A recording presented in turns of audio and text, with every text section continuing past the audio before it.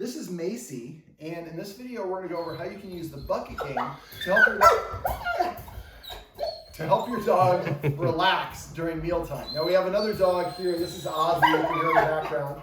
Ozzy we have in the kennel because we only want to have one dog practicing this. Now the dogs both got excited because as soon as the guardian pulled this out, she got really excited and started jumping up on the counters and doing some stuff. So eating is a very important activity for dogs. In the wild, they spend 90% of their time looking for food. So this exercise will help them learn to stay calm at mealtime. Now, I also recommend feeding out of a snuffle mat because it's a nice way to burn energy. Now, I asked us to stop because as soon as the guardian pulled this out, her energy skyrocketed. It caused him to have a little excitement. She came over and jumped up. So I told him, anytime that you're doing anything where your dog gets excited, stop. Wait for the energy to calm down before you continue. And if just the thought, just picking this out of the drawer or out of the cabinet makes the dog excited, I would come over here, pick it up, put it on top, then pick it up, put it back down, and then walk away. It's called desensitizing. So what we're helping the dog do is learn just because this comes out doesn't mean you're going to get excited, get fed. And after doing this enough times, the dog, when you pull this out, the dog's like, oh, whatever, this is another food training drill. I remember we used to actually feed me.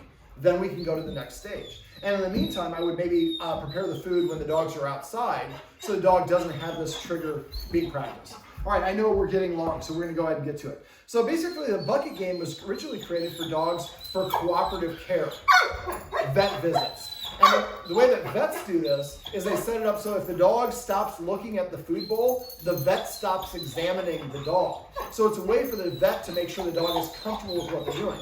We're gonna use this as an impulse control exercise. So what I'm gonna do is I'm gonna move this bowl 5 times at my shoulder level, and each time that she looks at it, we're gonna say her marker word, and then I'm gonna give her a treat. So I'm gonna go like this. Yes. Yes. Yes. Not that was, yeah, that yes was in error on my part. Wait for her to look at it. Yes. That's 4, I believe. Yes. Does she have to come and get the treats? No, because, yes, they're coming to her. So she doesn't have to jump up for them. Yes. So I want to move it 5 times at each level. Yes. As soon as she looks at it, I say the word yes. Give her a piece of kibble, then move it. Yes. So the levels that I do, first at shoulders, then at midsection, 5 times at each level with her staying in a sit before I move it to the next level down.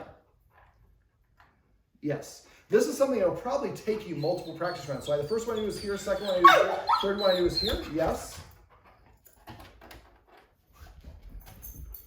So she got up. Because she didn't try to get the bowl, I can stay at the same level, but sit. I want 5 movements. Yes. At waist level. Yes. Yes. Yes. Yes. Now I should have filmed this before because when I picked this up originally, she was jumping up on me. So now I go a little bit lower. Yes. Yes. Be careful you don't get it too close to them. Yes. When you're doing this, because that's hard for them to resist. Yes. Yes.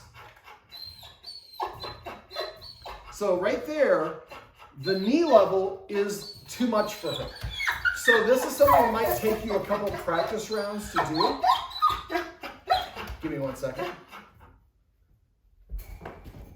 So basically what you're gonna do is I have you do this for each meal. Now I recommend the guardians probably do this for 1 meal a day and feeding the snuffle mat and the other stuff I talked about off camera, the other meals. So you're gonna start off at shoulder height. So I gotta be able to move it 5 times at this level. The dog stays in a sit the entire time. I say my marker word every time she looks at it, I take a treat out and give it to her. And then I lower it to my midsection 5 more times, then waist 5 more times, then knees 5 more times. And then I can actually put it down on the ground. And the dog has been conditioned to sit here passively. I don't need to jump and lunge for it because why do they lunge? They're trying to get the food. They don't have to because we're giving them the food.